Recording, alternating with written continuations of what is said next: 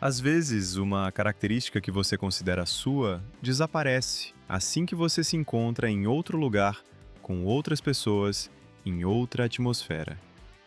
E se o problema não for você, mas sim o contexto que você adotou como o seu? Vamos explorar onde exatamente isso acontece e como mudá-lo. Há algo sobre o que quase ninguém fala em voz alta. Você já percebeu que em uma situação você está calmo, aberto, tomando decisões facilmente, e em outra está pesado, fechado, irritado e não quer fazer nada? E em ambas as vezes, você era você, a mesma pessoa. Apenas o que estava ao redor era diferente. Mas em vez de fazer a pergunta, o que exatamente ao meu redor influencia isso? A maioria das pessoas chega a uma conclusão diferente. Elas dizem a si mesmas: bem, eu sou assim. Ansioso, fechado, sem motivação, não para isso. Essas palavras gradativamente se transformam de uma descrição de estado para uma descrição de personalidade. E essa é uma das armadilhas mais sutis nas quais quase todos caem. Porque o estado emocional que se repete com frequência em condições semelhantes começa a ser sentido como uma característica de personalidade. Você não está cansado hoje. Você é uma pessoa sem energia. Você não ficou nervoso em uma situação específica. Você é uma pessoa ansiosa. Você não perdeu o interesse por um projeto. Você é uma pessoa sem objetivo. A diferença entre estado e identidade se dissolve de uma forma tão sutil que é quase impossível de ser percebida no momento. Vivemos em uma época em que há mais informações sobre autodesenvolvimento do que nunca. E, ao mesmo tempo, a sensação de eu não posso mudar aparece não menos, mas talvez até mais frequentemente. Não porque as pessoas sejam preguiçosas ou fracas, mas porque a maioria das tentativas de mudança estão direcionadas para o lugar errado. Elas estão voltadas para a personalidade, embora, na verdade, devêssemos olhar para o ambiente. Este vídeo trata de uma mudança específica na maneira como você se vê.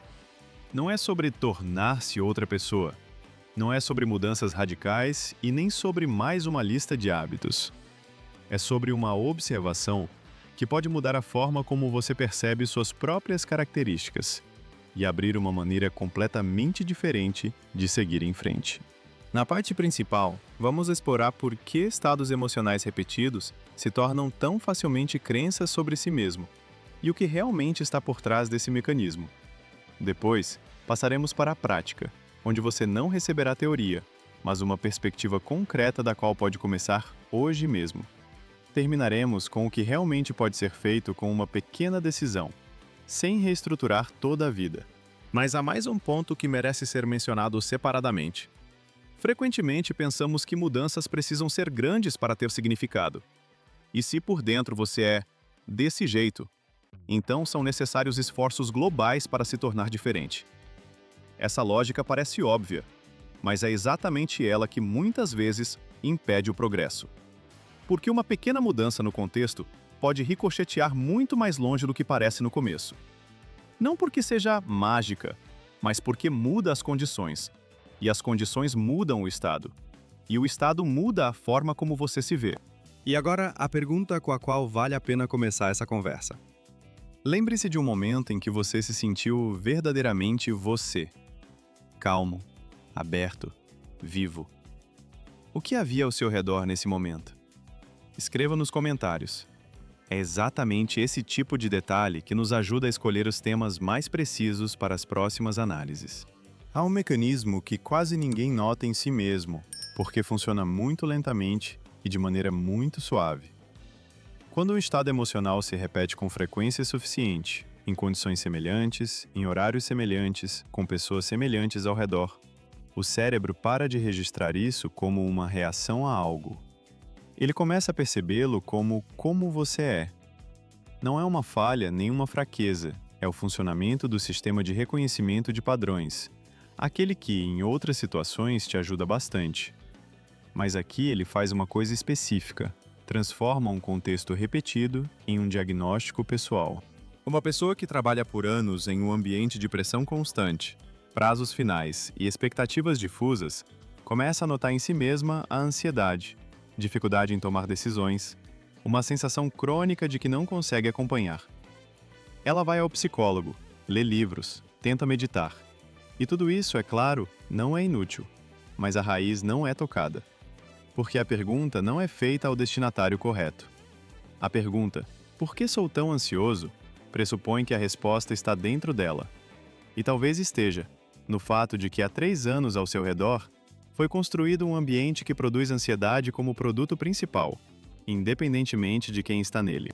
A mesma pessoa em outro contexto, com tarefas claras, um ritmo previsível, pessoas que não brincam de jogos silenciosos, se comporta de maneira diferente. Não porque foi consertada, apenas as condições são diferentes. Seus ombros não estão tensionados pela manhã. Ela não repete na cabeça as palavras dos outros 3 vezes. Ela toma decisões e não sente que comete um erro em cada uma delas. Não é outra pessoa. É a mesma pessoa, apenas removida do contexto que a comprimia. Aqui reside a armadilha principal. Quando pensamos sobre caráter, quase automaticamente imaginamos algo estável. Aquilo que permanece se retirarmos tudo o que é exterior. Algo como um núcleo sólido. E é por isso que dizemos, sou por natureza reservado, ou não consigo relaxar. Como se fosse um fato anatômico, e não uma descrição do modo como você mais frequentemente reage em condições que não escolheu ou há muito deixou de notar. A micromodelo que funciona aqui é chamado familiar constante. Este é um teste simples. Se você remover o contexto familiar, essa característica desaparecerá? Se em férias com outras pessoas você de repente se abre e conversa facilmente, então a reserva não era uma característica, mas uma reação a algo específico. Se após uma semana de dias organizados de forma diferente você nota que as irritações se tornaram mais raras, isso significa que a irritação não era seu caráter, mas uma liberação de tensão acumulada em determinadas condições. O familiar parece facilmente como o constante, mas isso não é a mesma coisa. E aqui está o que é importante entender sobre pequenas mudanças. Quando as pessoas ouvem "mude o ambiente", elas imaginam algo grande. Uma mudança de casa, uma troca de trabalho, um rompimento de relacionamentos, uma reestruturação total na agenda. A lógica é clara. Se o problema é grande, a solução também deve ser grande. Mas é exatamente essa lógica que nos mantém parados, porque grandes mudanças são assustadoras, exigem recursos que não temos e parecem impossíveis no momento de cansaço. Na verdade, o ricochete de uma pequena mudança no ambiente funciona exatamente porque não muda tudo de uma vez, mas um ponto de entrada específico. Imagine uma mesa sobre a qual está um dominó. Você não empurra tudo ao mesmo tempo. Você toca uma peça e então o sistema faz o seu papel. Uma pequena mudança em como começa o seu dia, em quem você passa a primeira hora, no que primeiro capta sua atenção pela manhã, muda o estado emocional inicial. E esse, por sua vez, determina como você reage ao próximo evento. E a reação a esse evento determina o que você pensa sobre si mesmo ao cair da noite. Dentro desse ciclo, o cansaço fornece um modo familiar de conforto. O conforto fornece alívio, o alívio é seguido de arrependimento. E ele se repete não porque você seja fraco, mas porque o ponto de entrada não mudou. Você sempre começava com o mesmo estado inicial e obtinha os mesmos resultados. E então, tirava conclusões sobre seu caráter. Mas o mais interessante aqui é outra coisa. Não apenas o fato de que uma pequena mudança funciona, mas que ela funciona como uma observação. Você não apenas muda um elemento do ambiente, você começa a notar o que aconteceu depois. Ficou um pouco mais fácil respirar? A solução foi mais fácil? A conversa não seguiu o roteiro habitual? Isso não é uma coincidência. Isso são dados. Dados sobre o que exatamente em seu ambiente produz aquele estado que você considerava parte de si. E então a pergunta muda. Não é por que sou assim, mas em quais condições sou assim. Essas são perguntas diferentes. A primeira leva ao beco sem saída da autocrítica. A segunda abre a possibilidade de agir. Agora mesmo, antes do final desse vídeo, Lembre-se de um estado que se repete frequentemente em você e que você já começou a considerar como parte de si. Irritação. Cansaço no meio do dia. Vontade de se fechar. Agora, faça a si mesmo uma pergunta. Sob quais condições específicas isso aparece? Não é porque eu sou assim, mas o que exatamente acontece ao seu redor naquele momento? Essa é a entrada. Imagine uma terça-feira comum. Você acorda e a primeira coisa que faz é abrir as mensagens de trabalho. Não porque é urgente, apenas hábito. Nos próximos 20 minutos, você já está nas tarefas de outra pessoa, nas expectativas de outra pessoa, no ritmo de outra pessoa. No momento em que você se senta para tomar café da manhã, já há uma leve tensão dentro de você. Aquela que depois, ao final do dia, se transforma em "estou cansado das pessoas" ou "tenho dificuldade em me concentrar". Você se acostumou a considerar isso como uma característica sua, mas ela aparece sempre após a mesma ação nos primeiros minutos do dia. Agora, a mesma terça-feira, mas com uma mudança. Você não abre as mensagens em primeiro lugar. Você faz algo diferente. Não necessariamente certo ou útil, apenas algo seu.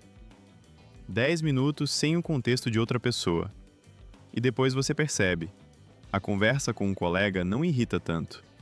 A solução para a tarefa vem sem a resistência habitual. Não porque o dia se tornou perfeito. Apenas o estado inicial é diferente. E isso reverbera. Veja como isso funciona em uma situação comum. No trabalho, você nota que um determinado tipo de comunicação sempre te tira do ritmo. Não a pessoa, não o conteúdo, mas o formato. Mensagens curtas sem contexto que exigem resposta imediata. Você sempre reage da mesma maneira. Fica tenso, responde correndo, perde o fio do seu pensamento. Uma pequena mudança aqui. Não responder imediatamente, dar a si mesmo 15 minutos, muda não só a resposta, mas também como você se sente depois. Não é disciplina. É uma mudança nas condições que produziam um estado específico. O observar é mais importante do que esforçar-se. Você não está tentando se tornar outra pessoa. Você está observando o que acontece após um pequeno desvio. Fica um pouco mais fácil? A reação foi diferente? Isso já são dados.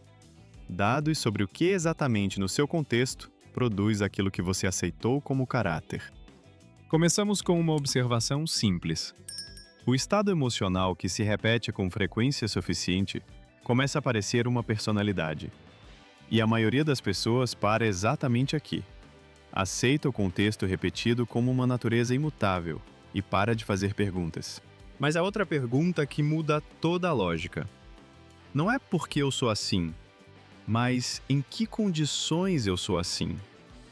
A primeira leva à autocrítica e à sensação de impasse. A segunda devolve a você o ponto de influência. Porque as condições, ao contrário do caráter, podem ser tocadas. Pode-se mudar um elemento de cada vez e observar para onde o ajuste ricocheteia. Isso não significa que tudo é fácil. Os contextos que produzem estados pesados muitas vezes se construíram ao longo de anos, e uma terça-feira não os cancelará. Mas é exatamente por isso que é importante começar com um pequeno. Não com a reconstrução da vida, mas com um pequeno deslocamento. Porque quando você vê que uma pequena alteração na cadeia habitual traz um resultado diferente, você para de ser refém do seu próprio diagnóstico. A cura, se é que essa palavra é apropriada aqui, não começa com uma grande decisão.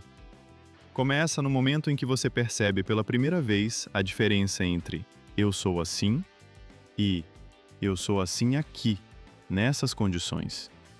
Isso não é uma trivialidade. São diferentes pontos de partida.